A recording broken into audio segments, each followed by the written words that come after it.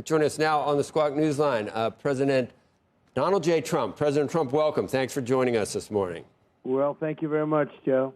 You are very welcome. Can you give us, I think it's on everyone's mind, the latest on where the Iran negotiations stand? We now know Tehran has publicly confirmed that it will send representatives to the meeting with Vice President Vance. What do you expect? What are you hearing at this point, sir? Well, as I said 2 days ago when they said they won't send them, I said they'll be sending them. They have no choice but to send them. What I think is that we're going to end up with a great deal. I think they have no choice. We've taken out their Navy. We've taken out their Air Force. We've taken out their leaders, frankly, which does complicate things in one way, but these leaders are much more rational. It is regime change, no matter what you want to call it, which is not something I said I was going to do, but I've done it, indirectly maybe, but I've done it. And I think we're in a very strong negotiating position to do what other presidents should have done during a 47-year period. We have 47 years where these bloodthirsty people have been killing a lot of soldiers, a lot of our soldiers, and a lot of other people. They've killed 42,000 people over the last 2 months. And, you get to a point where people don't want to mention that. They don't like mentioning that. 42,000 unarmed protesters, innocent unarmed protesters, many of them hung.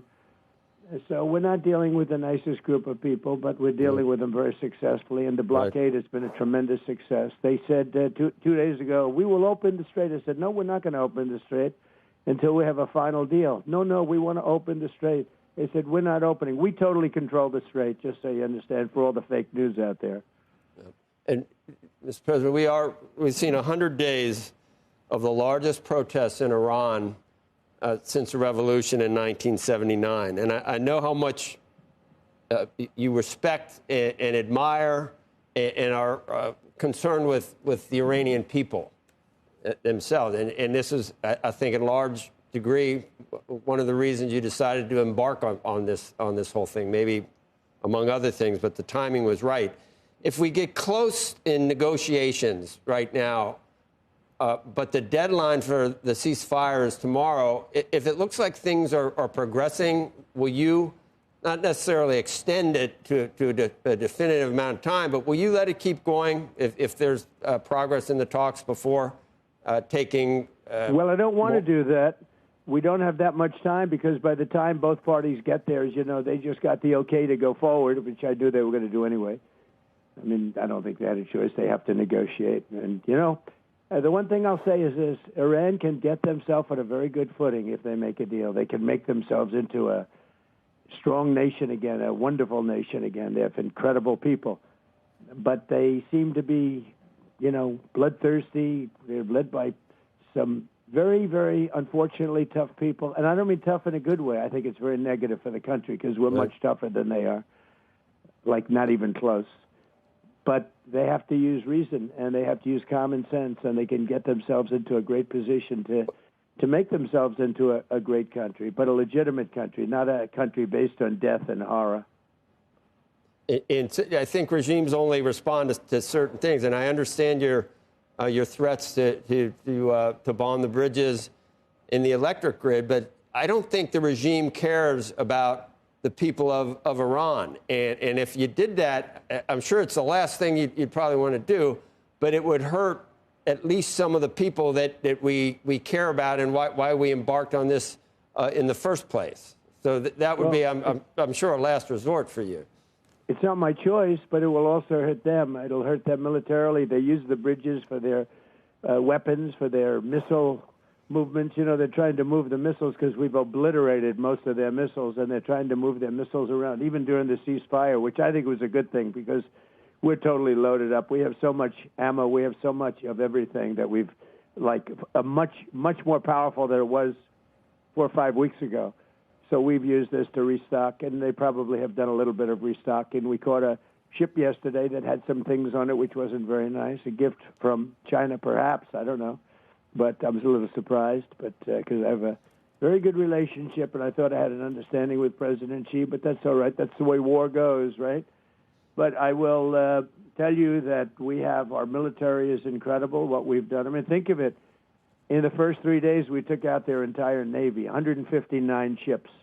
159 ships, and wiped out their Air Force, wiped out their anti-aircraft, all of their anti-aircraft apparatus is all gone. All of their radar is gone. Their leaders are gone. Their leaders are gone. The whole thing is gone. And frankly, this should have been done a long time ago. It would have been a lot easier because they were a lot less lethal a long time ago. So to be clear, you're saying that you need at least the prospects for a signed deal today and tomorrow, or else you would resume bombing Iran. Well, I expect to be bombing because I think that's a better attitude to go in with. But we're ready to go. I mean, the military is raring to go. They are absolutely incredible. I built the military in my first term. I'm using it now. The military, when I took it over from Barack Hussein Obama, it was so depleted, so sad. And I built it in my first term. You remember those big numbers. You talked to me about it once. That's a lot of money for military. I built it. We did a great job with our military, and we're using it now and rebuilding it, too. We've done a lot of rebuilding also in my first year of the second term. But we have we have the most powerful military in the world. Everybody knows it. Since we're kind of tight on time, can we just talk about what something else happening today, and that is your pick for Fed Chair Kevin Warsh on Capitol Hill. We've had a couple of guests today say the best thing that we need now is for Jay Powell to leave in May, like he's supposed to, and to have Kevin Warsh in as Fed Chair for that next June meeting. But we still have this Justice Department probe hanging over. And I've seen things that you said in recent interviews, Mr. President, and I want to ask you again, if it would be possible for the banking committee to completely investigate all of your concerns about the cost overruns and the testimony of Jay Powell in front of Congress, if you could take that off-ramp to get this moving, and Jay Powell leaves, Kevin Warsh goes in, is that something you'd consider dropping for the DOJ probe to let the banking committee handle it? From the standpoint, Joe, from the standpoint that we have to find out why a small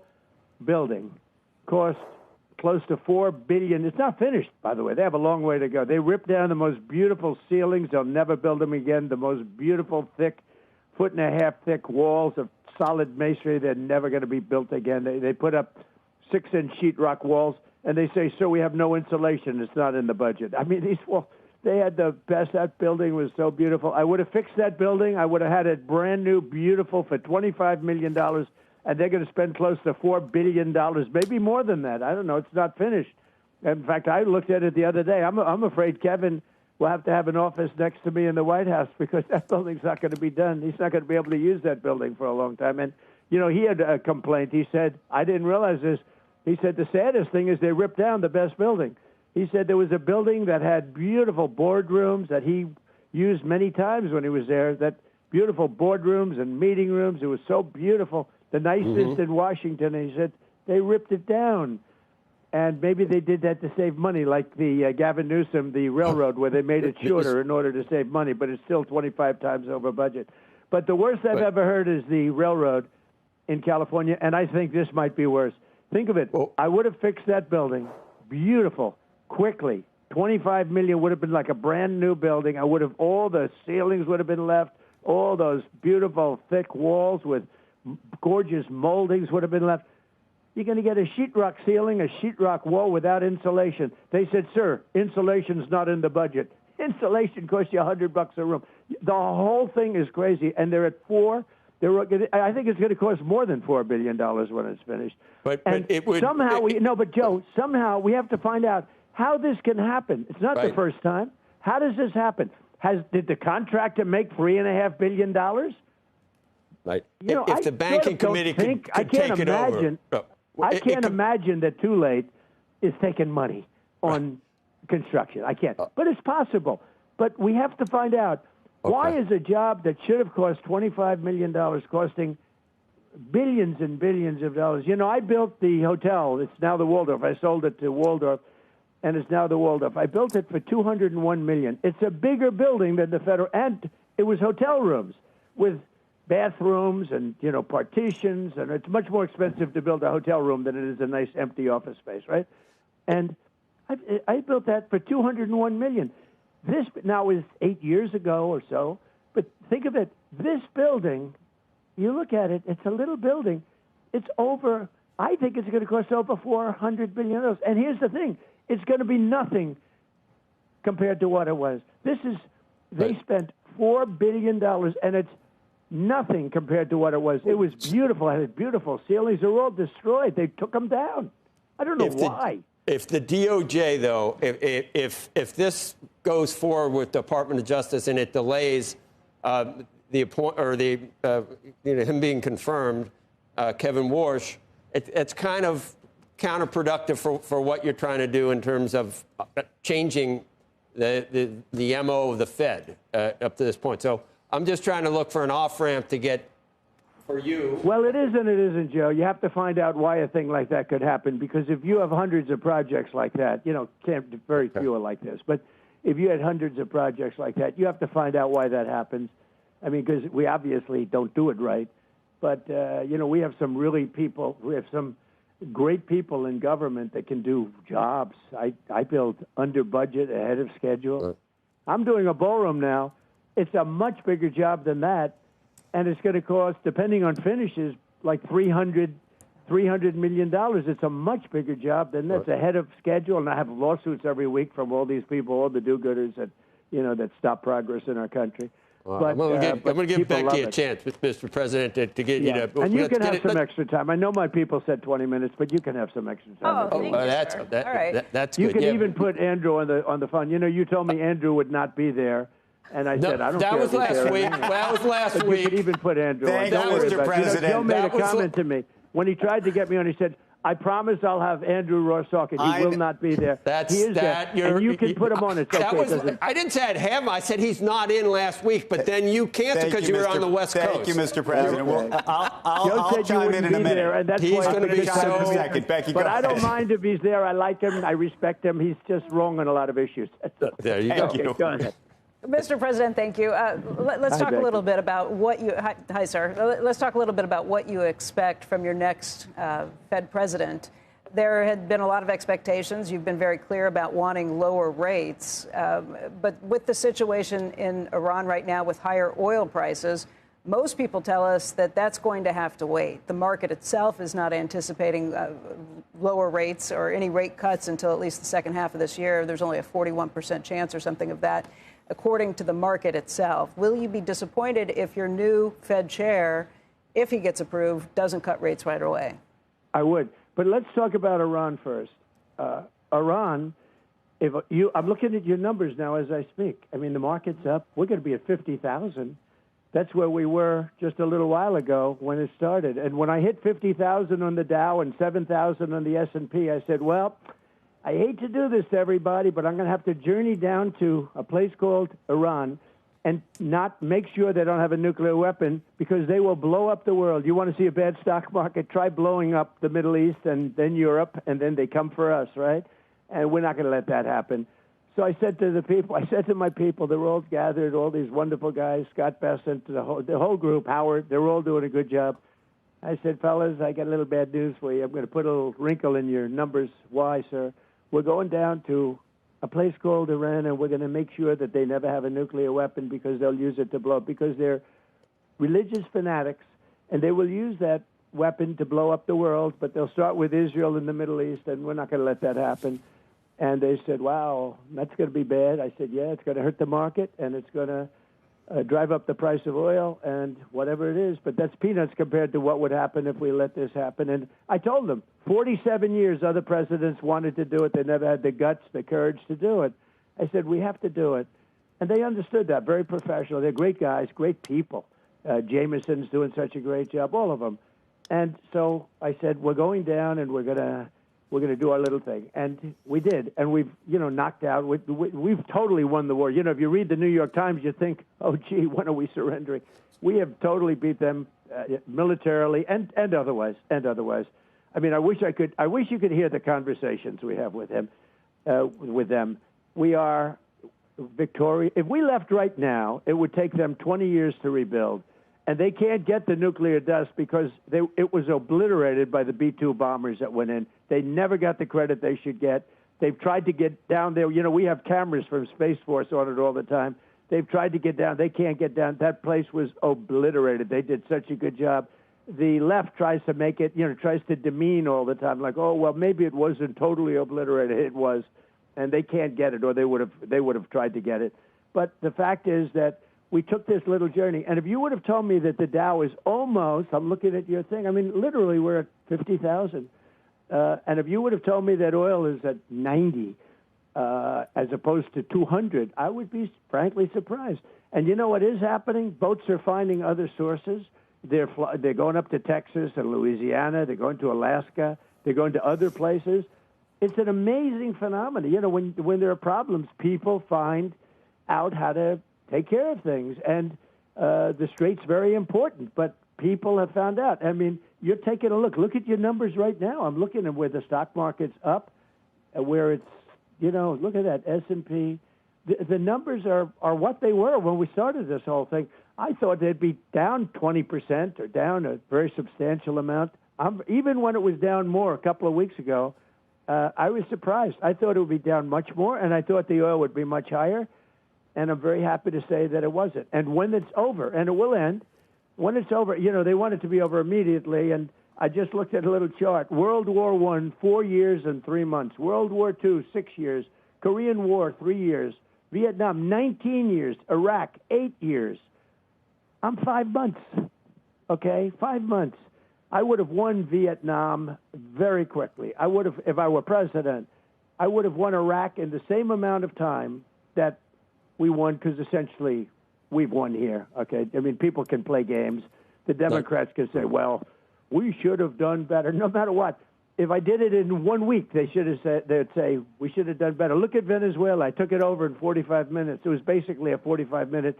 And by the way, a very strong military country. And we took it over in a day, but let's be nice. But we basically took it over in 45 minutes. We took it over during the attack in 45 minutes. But Mr. President, and they would say, I'm surprised they haven't said it, that you should have done it in 30 minutes. It took too long, So it's tough. But we can't let traders. We can't let traders like Schumer put pressure on you where they say, we want out. Think how bad that is. I'm negotiating with these people, and they're telling us, we have to get out now, we have to get out now, we have to get now. And they were in a war for 18 years. They were in a war for, think of that, Vietnam, 19 years, Iraq, 8 years. So right. I want to make a good deal. I'm not going to be rushed. I have all the time in the world. I want to make not a good deal. I want to make a great deal. I don't want to do this, go through this. And, if you look at this, what we've suffered in terms of losses, we lost 13 men, and that's terrible. I wish we didn't lose one. But if somebody would have said, we've done this and obliterated that country, obliterated it, and we lost 13 men, people would have said, that's not possible to have done that. It's not possible. Right. So we've done a great job, and I don't want to be rushed by people that are really treasonous as far as I'm concerned, where they're, and it's just, I watch this low IQ guy, Hakeem Jeffries. He's a totally low IQ person, and he's always ranting and raving, oh, this war is so terrible, terrible. They shouldn't be saying that when we're in the midst of a negotiation, because it does hurt us somewhat. It gives the other side some hope, and I don't want them to have hope. Mr. President, I wanted to ask you about Anthropic, if I could, for a second, because this is a company that your administration has declared a supply chain risk. And I wanted to understand the determination for that. There's a view by some that it's political, but more importantly, at the same time that this is happening, reportedly, the NSA and other parts of the government are using Claude, which, of course, is the large language model of Anthropic, and how you square that.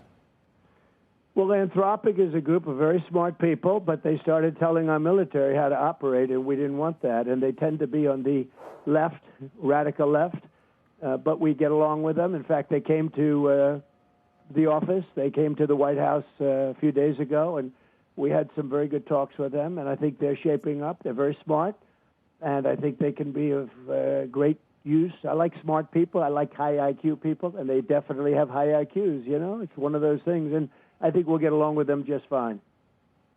So do you think a deal will be made so that Anthropic will be allowed to be used inside the Defense Department in the future?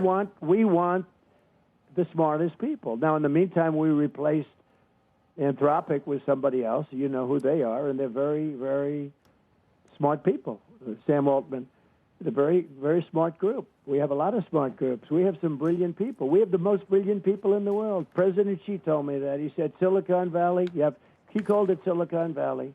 During a conversation, I have a great relationship with him. He said, you have the smartest people in the world. And we do. You take a look at what's happening with Jensen and all of these people. And it's a great honor to be working. I think Tim Cook, I see he's retiring. I wrote a piece about him today. And I got to know him very well. He's a fantastic person, did an unbelievable job. And I say it respectfully, but if Steve Jobs had lived and ran the company, it might have done good, but it wouldn't have done, I think, nearly as good as the job Tim has done. And I got to work with Tim, so I really know it. I know what I'm talking about. He's a very unusual guy. He gets things done.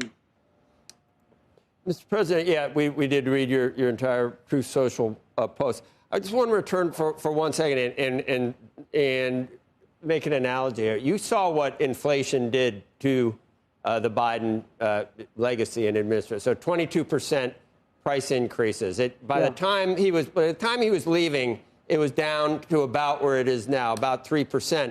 But not a single. It was down to 5%. It wasn't down. Well, or 3, but not a single person. And the reason person. It was down was because I had won the election, and it started falling after I won the election, and I started getting prices down from right after November 5th. If you needed to prevent that from happening, let's say Chair Warsh thought, for whatever reason, there's some type of energy shock, who knows, with the blockade. Let's say that things got too hot.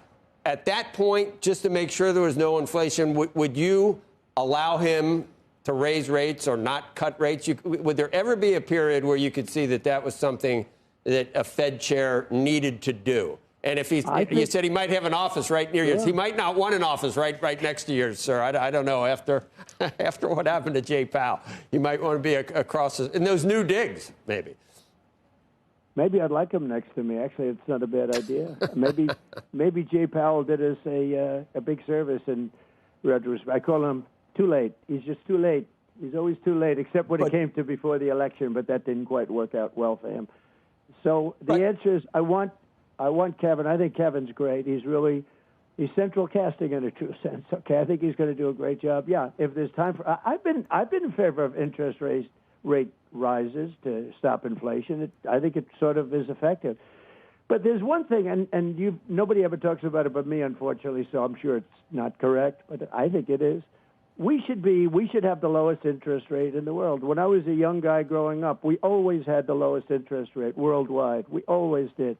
And then 15 years ago, 20 years ago, it started where Switzerland and other people had lower rates than us. And I just had a thing with, if you take a look at some of the, let's call them like elite countries. They're only elite because we allow them to walk away with $30 billion and $40 billion a year, but I don't do that so much anymore.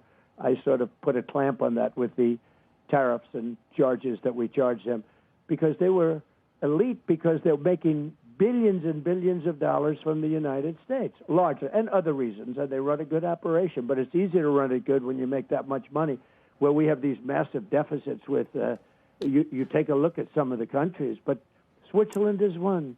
They talk, oh, yes, we are a small and brilliant. Well, they're brilliant because they pay us almost nothing. Now they pay a little bit. They should pay much more. We'll get that up a little bit. But if you take a look at Denmark, you take a look at all these countries, you think of them so good. They pay such a low interest rate. Well, if we charge them, and what happened with me is I charged some of them, and they squawked like you wouldn't believe it. They called, and we are a small country. All of a sudden, I realized they're not elite. We're elite. We're being sucked dry, and we can't do that. And you'll see that. We had a little setback with the Supreme Court. They said I can charge tariffs, but I have to do it a different way. And because of what they did, we have to pay back $160 billion. All they had to do is add one sentence, just one sentence.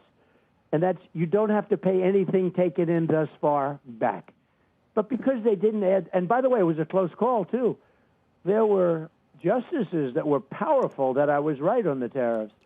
But because we lost by just 2 votes, just little vote, 2 votes, we have to pay back $165 billion. They could have, with a little one sentence, you don't have to pay back tariffs that have already been received. You start from this point, and you do it a different way. So we're doing it a different way. We're going to end up with the same. Actually, we'll end up with bigger numbers, actually, but it's a little more unwieldy, but it's the way it's been done. But it's so sad Mr. President, that the Supreme Court didn't want to save our country with one sentence, $165 billion. And we're giving a lot of that money back to people that hate our country. So I'm not happy with the Supreme Court, I'll be honest with you, okay? Mr. President, on that topic, there's a whole number of very large companies, including Apple and Amazon and others, that have not sought reimbursements yet for the tariffs, meaning they haven't tried to collect refunds. And from what I understand, part of the reason that they have waited is because there is a worry about, frankly, offending you. Would you find it offensive for them to try to collect a refund? I think it's brilliant if they don't do that. I actually think if they don't do that, they got to know me very well. I'm very honored by what you just said. If they don't do that, I'll remember them. I will tell you that, because I'm looking to make this country strong. Supreme Court could have helped us. Now they have birthright citizenship. They'll probably rule against us. No country in the world has it. It's horrible for our country. And I just see it, I see some of these Republicans that are nominated by me asking real bad questions, and looks like maybe we're going to lose that one too. Look what happened with NIL. They destroyed college sports, the court system, destroyed. So hard to put that one back, Humpty Dumpty, so hard to put that one back together. We had 150 years of rulings and everything else, and they had such a great system. It was a scholarship system. You get free college if you're a good athlete. You get this, you get that. And it took care of every sport. Fencing, not only football. Now it's all football, and the football is bringing down colleges because they're losing. Did you see Penn State lost $500 million last year? Yeah, Florida State lost $450 million last year. They can't lose that kind of money. They don't make that kind of money. And the court system, a person that never had anything to do with sports, a very liberal-leaning Democrat, liberal, she decided that the sports system that was in place for 150 years is no good. She never went to a game before. It's no good. And she said it's unconstitutional. And unfortunately, NCAA didn't even appeal it. I've won a lot of cases on appeal, to be honest with you. We got some really bad judges, but I've won a lot of cases on appeal. Some great people. We have, fortunately, some great people in the appellate courts. And I've won cases. They didn't appeal it. And because of that, college sports is a disaster right now. You have many people staying in college because they're going to make more money than they would if they went into baseball, Major League Baseball, or the NFL. They can make more money, a 7-year freshman. We have a 7-year freshman. It's crazy what they've done. And this is a person that never went to a game, acknowledged, not familiar with sports, but she overruled everything. She said, it's all unconstitutional, start all over again. And thank goodness we have people like Randy Levine and others that Coach Saban, who's so great. We have a lot of people got together, but it's very hard to put that one together, I will tell you right now. It's a tough one, but they're going to do the best. But if the courts had common sense, they would have done something that could have been very easy to do and made everybody happy. If they had common sense, we would not be paying back almost $200 billion in tariffs so stupidly. In many cases, the enemy is getting this money. The people that have hated the United States, we're giving them checks for billions of dollars. It's so sad to see. And it would be nice if the court system and the Supreme Court could have done things a little bit differently. Very sad. Actually, it's very sad. It's called no common sense. And look at the rulings we're getting on illegal immigrants. I mean, they're coming in murderers and everything else. We have a many-time murderer. It's really hard to get them out of our country. But we don't stop. Mr. President, just in terms of putting things together, there's a story earlier this week about United potentially wanting to buy American. Senators from both sides of the aisle have warned that that is a step too far. You should not be putting these two large airlines together. Have you thought about that proposition? I just heard it 2 days ago, and I know them both very well. I don't like it. No, I don't mind mergers. I think I'd love somebody to buy Spirit, as an example. You know, Spirit's in trouble, and I'd love somebody to buy Spirit. It's 14,000 jobs, and maybe the federal government should help that one out. You know, I told my people, but with American, it's doing fine, and United's doing very well. I know the United people; they're doing very well. I don't like having them merge. It's just like all of these aerospace defense companies and aerospace companies. We used to have hundreds of them, and now we have like a very small number. And you get one bid, and it makes them lazy. You know, I came down very hard on them 2-3 months ago because it takes too long. We have the best equipment in the world. We have the best, you know, the Patriot systems, the Tomahawk systems. We have the best stuff in the world by far. You know, the other day during this crazy war, we had 111. There's a dispute as to 111 and 101. I want to be exactly accurate with you people, because otherwise you'll write stories that I exaggerated. We had 101 or 111. Nobody's able to get it right, but the result was the same. Missile shot at one of our great assets out in that area, a ship. And out of the 111 missile shot, every single one of them was shot down, going at 3,000 miles an hour, right? You know, not easy. It's like a needle in a haystack. They used to call it impossible to do. So they go 3,000 miles an hour. Every single one of them was shot down, mostly by Patriots. But every one of them was shot down. Think of it. 111 missiles coming at you, and every one of those missiles is now lying at the bottom of the sea, like the Navy, like the Iran's Navy is lying at the bottom of the sea. It's amazing. But we got to make it faster. So I have a push. You know, Raytheon took billions of dollars, billions, I don't even want to tell you how many because I'm embarrassed, for stock buybacks instead of buying plants. So I made it illegal for them to do that. No defense company. They have to build new plants. So we have plants. Raytheon now is building 5. They're all building. Lockheed's building 3 or 4. They're all building plants because we need speed. We don't want you know, you order a Patriot and they say, we'll have it to you, sir, in 3.5 years. We want it in a week. And that's where we are now. They're building plants all over the country. And they're going to do well for doing it. We appreciate all your time. If you have time, I want to ask you one more question. Go ahead. And, you know, we have allies now in the Middle East. Maybe some are, we can maybe count on more than allies in other parts of the world. That's true. They're much better allies than NATO, that I can tell you. The UAE asking the U.S. for some type of financial lifeline. I don't know if it's a solvency problem. It's more of a liquidity problem. And I know we did, Secretary Bessent did something with Argentina that worked out. Is there some type of swap possible, to currency swap with the UAE to help if they need it? And do you think there would be backlash because it's such a or perceived to be such a wealthy country? Is that under consideration? It is, but it's been a good country. It's been a good ally of ours.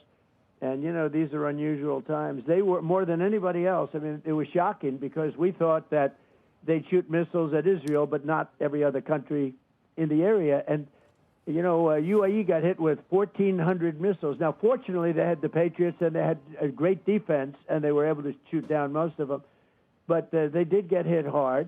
They were hit the hardest of the group, actually.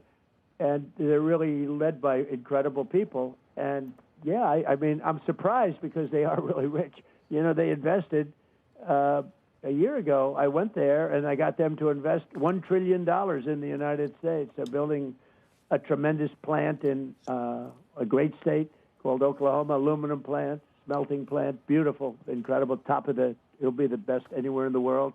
You know, they're very good for this country. So, yeah, if I could help them, I would. I mean, we're helping them much more with what we're doing with the war because, you know, the bully of the Middle East was Iran. Iran was a bully and bullied all of these countries around, and they threatened them all the time, and they threatened about the Hormuz Strait. They threatened, sometimes some people call it the Strait of Hormuz, which is actually a more beautiful wording. But they threatened them all the time, so we're really doing a big job there. Those 5 countries have been great, and Israel's been great. Israel's been a great partner for us. It's like they say, we're the big brother, they're the small brother, but the small brother's been very helpful to us. You know, they've displayed great courage. Yeah, the if Saudis. UAE had a problem, I find it hard to believe, but if they had a problem, we would be there for them. Yeah, Are the Saudis impatient now, or do they want? Are they on the other side? Where they? Well, he's another great guy. You know, he gave me the famous line that I use a little bit. He said, "A year and a half ago, sir, you were a dead country. Now you're the hottest country anywhere in the world." He said that to me, and it's true. We were a dead country. We had a guy that wasn't respected. We had a country that was laughed at. He couldn't walk up a flight of stairs. Forget about down. He couldn't walk up a flight. But he was falling all over the place. I have to be careful because if I do trip or fall, it's got to be the biggest. That's why when I get out of those planes, I walk nice and slowly. I'm not looking to set any speed records. But we had an embarrassing country. We had a country that was going to fail. If this country would have failed if I didn't win this election, I'll tell you, I've had many people tell me that. Many people that aren't necessarily of the Republican persuasion or MAGA. But we've had many people say it, that this country would have failed if I didn't win this election. You people wouldn't be looking at the numbers you're looking at right now. So I can tell you Saudis are not, are they taking it economically on the chin to the point where they want you to end this, or are they saying finish the job? I think they're doing great. I spoke to him yesterday. He wasn't asking for anything. He wants to, they're fighting. You know, they're helping us. They're helping us on the Strait. They're helping us all over. The ones that aren't helping are NATO. You know, NATO said to me, "No, we'll send somebody as soon as it's over." I said, "That's not really, you know, we don't need them. We'll never need them, actually. They'll need us. They need us desperately because they're a paper tiger." But I've said that. By the way, I've said that for a long time. Before I was in politics, I used to say it. I was not in politics, but I sort of enjoyed it, and I liked watching things. And I always said they were a paper tiger. And well, Europe, Europe has to straighten themselves out. Between energy and immigration, they have to straighten themselves out, or they're not going to have a Europe anymore. Yeah, we could talk NATO, but I know you've obviously got a lot to do. We will be watching for any Truth Social posts about the negotiations, whether you hear what's happening. But thanks for all your time this morning, Mr. President. We greatly appreciate it. Well, thank you. And Becky, thank you. And Andrew, I'm glad you were on the phone. I'm really glad. Even though Joe totally misrepresented, I don't mind that at all. Okay? Thank you, Mr. President. We'll talk soon. Good to hear your voice. He's a kidder. Kidders like the kid. Thank you, Mr. President. Thank you. Thank you very much. We'll talk to you soon. Squawk on the Street is next.